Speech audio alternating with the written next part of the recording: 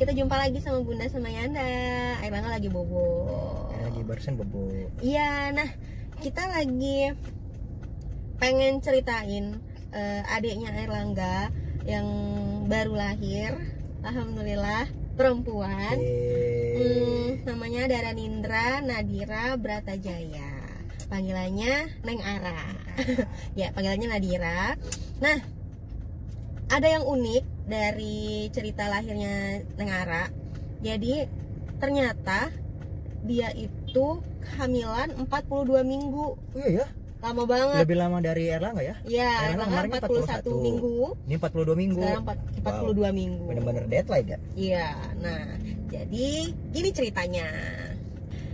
Nah, jadi waktu tahu awal hamil itu gimana? Jadi gini. Jadi pertama kali periksa itu sebenarnya kan kamu tuh udah telat kan? Iya. Ya kan? Kan di video sebelumnya kan juga udah diceritain. Iya. Jadi yang waktu Airlangga 1 tahun ternyata tuh udah 2 bulan. Ya, tapi diperiksa ke dokter tuh belum kelihatan. Bahkan kantong apa namanya istilahnya, kantong apa? Ya, kantongnya tuh ya, kantongnya belum ada.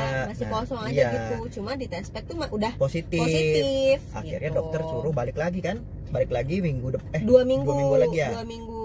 Akhirnya baru ternyata begitu 2 minggu ternyata benar ada barulah babynya. ada, alhamdulillahnya ada dan sehat. Nah, karena dari situlah kayaknya dari situ langsung banyak beda-beda hitungannya kayaknya ya.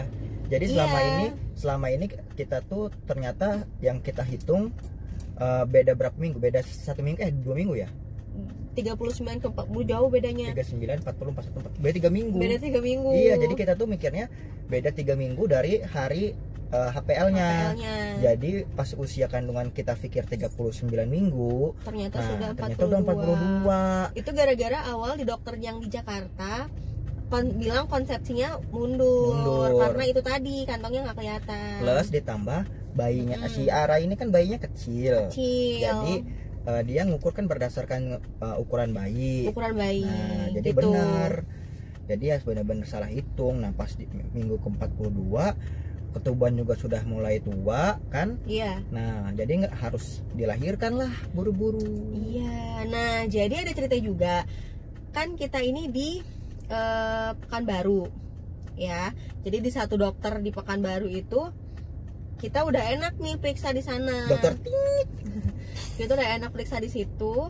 Terus sampai dia juga setuju tuh waktu itu sekitar yang setuju dengan dokter yang di Jakarta. Iya. Jadi belum inilah masih normal lah gitu. Nah, tahu-tahu dia bilang ini plasentanya udah mateng katanya gitu. Udah tua bilang. Udah mateng. Iya, udah mateng. Terus gini aja Bu katanya, itu kita periksa hari Sabtu ya Ay? Sabtu. Terus hari Senin kalau nggak ada kontraksi juga minum obat katanya, minum obat induksi. Nah, bingung dong kita, kok minum obat induksi terus di rumah, apalagi di pandemi ini. Tapi dia nggak ngasih rujukan ke rumah sakit. Iya. Nah, mulailah kita bingung kan. Dan mulai kayak curiga juga ya, maksudnya kayak. Iya. Sebenarnya bukan curiga sih, lebih bingung. Loh, nanti kalau induksi di rumah tuh gimana gitu kan? Takut kenapa-napa juga gitu. Walaupun kita carilah sekarang lagi pandemi gini. Second opini, dok. Nah, second opinion sampailah di dokter yang terakhir kita sampai melahirkan ini, dokter B. Yang tadi dokter A, sekarang dokter B. Di dokter B ini kita diomelin karena Bu ini udah lewat banget. Udah lewat banget dari HPL gitu. Ini udah 42 minggu dan bingung lah kita. Sama. Jadi hari Minggu kita periksa, cek. Senin disuruh induksi tapi di rumah sakit. Senin itu kita disuruh balik lagi. Oh iya. Senin tuh kita disuruh balik lagi. Oke, Senin balik lagi kan. Nah, Senin tuh kita siang tuh ya. Sore. Sore ya? Sore. Enggak lo siang. Siang dulu periksa, baru kita kan sempat pulang ke rumah. Oh iya. Telur. Terus Gitulah pokoknya. Nah begitu diperiksa memang benar udah pembukaan 2 ya kan. Iya. Pembukaan 2. Cuma nggak nambah-nambah dan Lucy pun nggak ngerasain kontraksi. Dan memang sama dokter sekali. bilang itu harus sih, dirawat, kontraksi palsu. harus apa mau dikasih obat induksi tetap, tapi dia mengeluarkan rujukan perawatan. Iya. Nah, dan memang harus dikeluarkan saat ya, itu juga. nah waktu itu disuruh masuk sehabis maghrib Iya, buka puasa. jadi Bu ini habis buka puasa langsung ke rumah sakit. Ini rujukan saya dan berangkatlah kita ya. Ya. Sambil nangis-nangis Ya. jalan Erlangga di rumah. Iya itu sedih banget tuh, paling Sedih galau banget. segalau-galaunya dunia. Bayangin aja itu anak kan nggak pernah jauh dari kita dari lahir kan ya. Nempel-nempel terus dan sekarang tiba-tiba dia harus ditinggal untuk di rumah. Iya. Karena nggak mungkin dia diajak ke rumah sakit kan. Kalaupun kita bisa sewa ruangan VIP, tetap dia nggak boleh masuk karena lagi corona. Apalagi rumah sakit yang kita tuju tuh rumah sakit rujukan COVID. Jadilah ya udah kita dengan berat hati ninggalin Erlangga di rumah sama omnya kan. Terus sama adekku. sama Deusi. Ya udah. Terus sampai ke sana memang langsung kita masuk rumah rawat lagi. Ruang rawat. Nah, aku pikir Usi itu masuk kan jam 8 ya, sekitar jam 8 jam 9. Aku pikir langsung tindakan kayak waktu zaman Erlangga, langsung tindakan malam itu juga langsung lahiran. Ternyata kita tuh cuma numpang tidur di sono. Ya, cuma periksa awal untuk kayaknya sih untuk ya periksa awal untuk aja. COVID deh kayaknya. Iya, COVID sama gitu infus gitu-gitu doang. Nah, mulai masukkan induksi itu justru besok paginya ya. Iya, jadi kita kan memang gini. Jadi memang kita dirujuk untuk induksi karena memang kan harus dikeluarkan saat itu juga. Terus udah gitu memang dijadwalkan induksi, terus jam 6 jadwal induksi, itu jam 4:30 subuh udah kontraksi. Gitu. Pembukaan 3 ya. Pembukaan 3. Baru bukaan 3 dan baru berasa intens. Jadi sebelumnya tuh memang udah ada kontraksi palsu terus tapi itu hilang. Kalau ini memang intens gitu. Nah, udahlah. Jadi 2 jam sebelum jadwal induksi si Neng Ara udah ada tanda-tanda mau keluar ya. Sampailah ke fase aktif yang pembukaan 4 pembukaan 5 itu sekitar jam 7:30 ya. Tapi kan kamu di induksi juga toh? Iya, di induksi juga. Iya. Karena memang kan udah kado. Iya, udah kado karena juga. gini, karena kan kalau nunggu normal kalau nggak di induksi tuh takutnya soalnya gini, semalaman tuh Usi nggak nambah pembukaan. Masih pembukaan 2. Takutnya malah lamaan. Jadi akhirnya ya udahlah kita diinduksi dengan terpaksa. Iya. Nah, mulailah dramanya di situ. Aduh. Nah, mulailah. Tapi ini alhamdulillah sih. Jadi fase aktifnya itu cuma 2 jam ya. Jam 9:30 lahir, berarti jam 7:30 lah baru mulai masuk kamar bersalin. Betul. Jadi cuma 2 jam. 2 jam kemudian lahir. Alhamdulillahnya cepet dan lancar. Alhamdulillahnya. Jadi gitu. Jadi kayak yang kita tuh nggak tahu kenapa nggak langsung percaya sama dokter sebelumnya, sama dokter A gitu untuk induksi mandiri di rumah, minum obat kayak gitu di rumah. Terus kita juga cari-cari second opinionnya juga bingung ya nentuin dokternya, tapi alhamdulillah dokternya kayak lebih dukung pronormal juga. Terus kita dibantu, nggak ditinggal gitu aja gitu.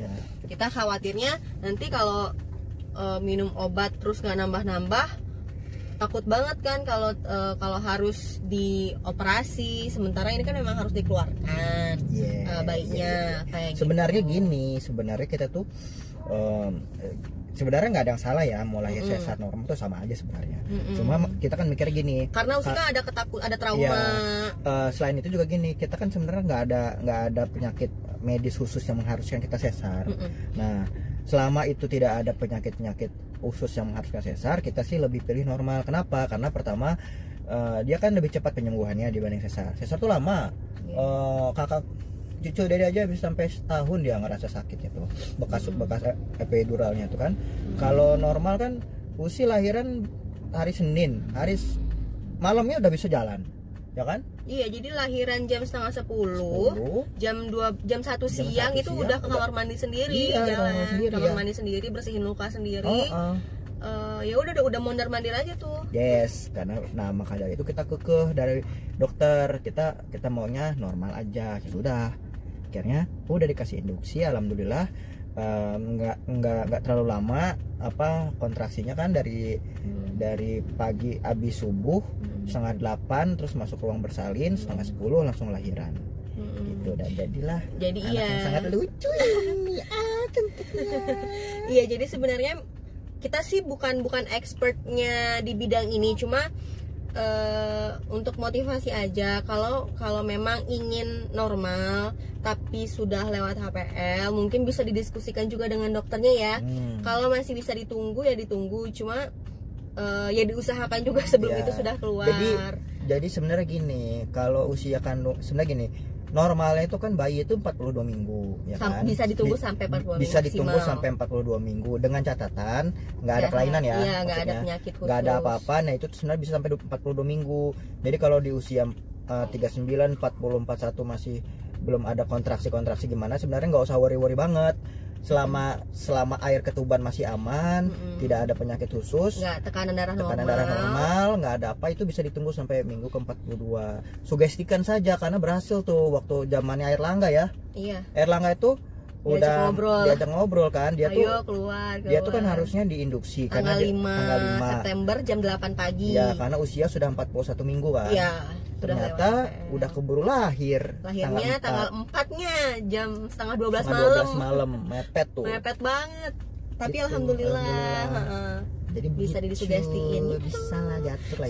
Semangat. Insyaallah. Nah, bisa sehat. jangan lupa. Nah ini, aku tuh sering ngasih tahu ke teman-teman laki-laki nih. Buat para suami, usahakan kalian temani istri kalian ya, bukan apa-apa. Istri kalian tuh begitu gara-gara kalian juga kan. Jadi coba temani yang mau itu lahiran sesar, kalau sesar mungkin nggak boleh ya masuk ada dalam. Yang boleh, ada boleh. yang enggak. Ya udah, pokoknya kalau misalkan mau sesar ataupun mau sesar atau normal, usahakan temani istri kalian. Lihat bagaimana susahnya istri kalian itu melahirkan anak-anak kalian gitu kan. Ada yang terpesona banget juga gitu. Ada yang terpesona banget lihat. Kalau udah kayak gitu, aku jamin tingkat perselingkuhan kurasa bakal berkurang. Iya loh, aku bisa menghargai istrinya aku tuh dua kali dampingin istriku tuh lahiran, mau Ale mau yang gitu, ngelihat gimana sih proses ketek-keteknya itu tuh, aduh. Nah itu udah itu mungkin hanya seorang wanita yang bisa tahan menghadapi persalinan tuh. Mantap, love you. Gitu. Nah, ini anaknya terpesona banget sama Yandanya. Ya, jadi gitu deh. Semoga lewat video ini bisa jadi apa ya? Bisa jadi gambaran. Mungkin insya Allah bagusnya sih bisa memotivasi kalau emang iya. Tapi ya itu, semoga apapun mau normal ataupun sesar, semoga ibu dan bayinya bisa sehat-sehat aja. Gitu sih. Gitu aja kali ya. Gitu aja. Nanti kita cerita-cerita lagi mengenai banyak cerita lagi yang akan kita ceritakan selanjutnya. Oke, kalau begitu. Di video-video selanjutnya. Bye bye. Annyeong. Assalamualaikum.